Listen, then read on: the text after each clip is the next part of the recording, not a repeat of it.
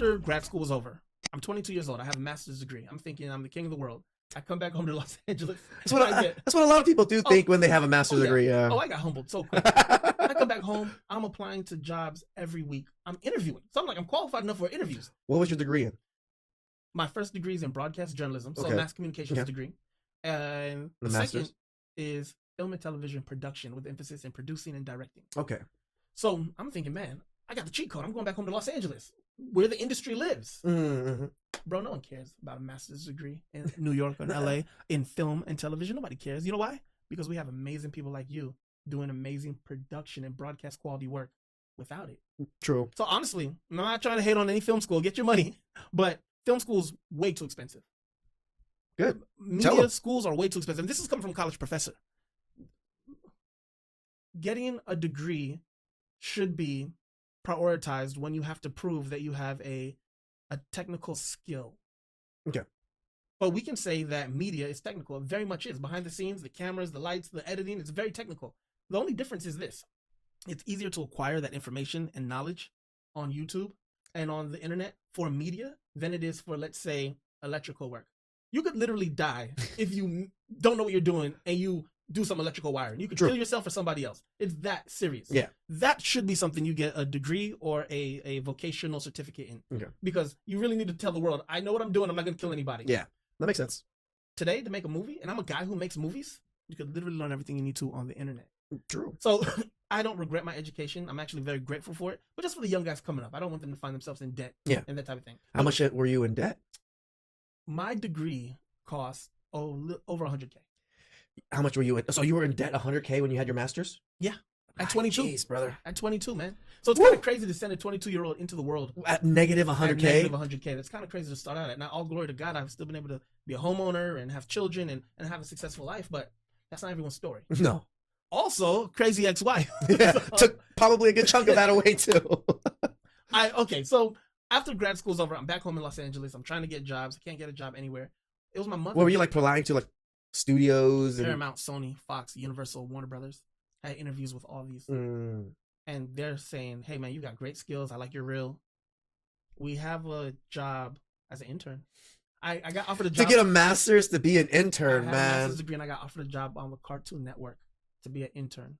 I said, okay, I'm willing to do this because their headquarters is in Hollywood. Okay. And so I'm driving from Norwalk to Hollywood every day. Not a bad drive, but with traffic, it's a horrible drive. It's horrendous. Horrendous. So I said, okay, I'm willing to do this, but can you guys give me a gas stipend? Okay. Like $100 a week, and I'll make the rest work. I said no. We Wow. just don't have it in the budget. And this is not a slight to Cartoon Network. You know, we all grew up with the Cartoon Network. But no, they said absolutely not. So I realized that I couldn't afford to pay my dues. Yeah. Damn. Now on top of this, I'm doing this long distance relationship with this woman who I thought I loved very much. She's in Arizona. Mhm. I'm in Los Angeles. I'm hopping on the Greyhound bus because it's cheaper than gas to go see her. Meanwhile, she gets a full-time job working at Facebook. Oh. There's a third-party company in Arizona that handled all of Facebook's marketing. So, like, you know, a company calls and, you know, this is the mid 2010s. Okay. So Facebook just Facebook barely booming. marketing, Barely right. booming. They're blowing up. So she's doing great. She's a manager there. Oh, so she's making money. She's making money. Okay. She's got a career going. What am I doing? Artsy, fartsy Bingo, over here. Bingo. Yeah. So I it's get my it. mom who said, you need to humble yourself. And Yeah. whatever job is willing to be interested in you, go for it. So the Goodwill of Los Angeles, they have what are called career centers. Okay. They help you with resumes, job readiness, job placement. This is the Goodwill. I just imagine going 100K in debt, getting a master's, and still having to go to a career center. Yep.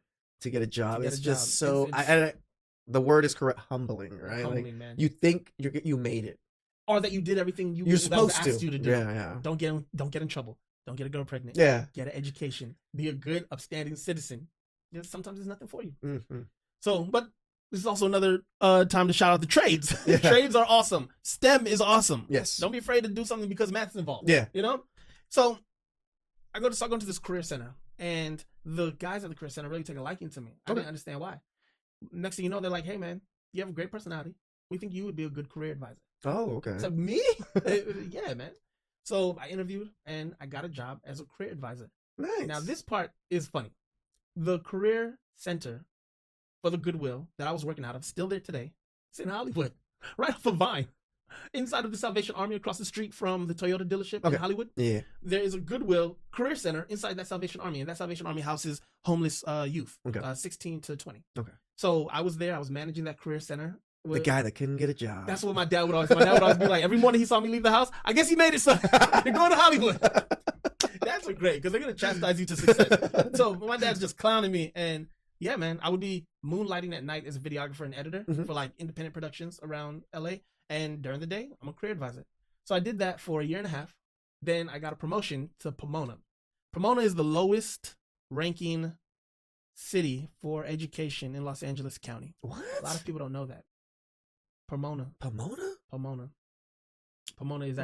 actually there's a lot of growth that's possible in Pomona. Okay. But the people of Pomona are amazing, man. Amazing young people. I fell in love with them, and just working at that career center was awesome. Okay. So I was there for another year, Mhm. and one day we got the call from the Goodwill. Hey, we lost funding. Oh. I forgot that I applied for the same job with the Goodwill of Arizona. Just like spitballing. Just Oh, applying okay, like, okay. hey man, my girl's in Phoenix. So let me see. About a week after we found out that we were losing funding in Pomona, I got a call from Arizona. Hey man, would you be interested in relocating to Arizona? Yeah. I said, heck yeah. I don't have anything going on out here in LA. I can't make it. I'm still living at my dad's house. I'm like 24 at this time. I just couldn't afford an apartment, Chama. I literally could afford an apartment and nothing else. I couldn't afford my car, couldn't afford food, nothing. Did So you have a car? I did. Okay. So it was like, I'm living at home. I have a full-time job.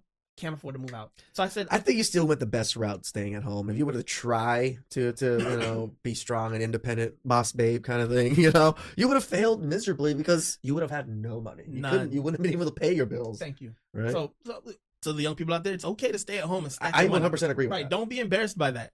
So I decided, okay, let me go to Arizona. I've been going back and forth to Arizona so much. I fell in love with Phoenix. Mhm. Phoenix is a great city, great place. Now this story I'm telling you, this is like a 10-year-old story. Yeah. So of course Phoenix is catching up to LA now, but Phoenix is still an amazing place to relocate to if somebody's thinking, man, LA is just kind of too crazy and expensive. Yeah. Try to get into Phoenix while you can. I don't know how long that's going to be viable, but got to Phoenix, loved the job, started doing video work around the city.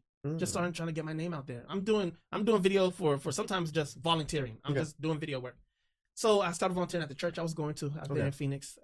Great church. And about 2 years into being in Arizona, the church I was volunteering at, they offered me a full-time job as the media director. Oh, nice. So this is my first full-time role in media. Okay. Huge blessing, man. At this time, I'd married my girlfriend, Okay. and we've got a church home. We were able to buy a house. I mean, I gotta admit, your girl marrying you while you were in the struggles is interesting. It is, man. Again, I'm here assuming Yeah, this no, person it- truly had my best. That's interest why at I'm heart. running a scenario in my head as myself, and I'm just like, I probably would have fell for that too.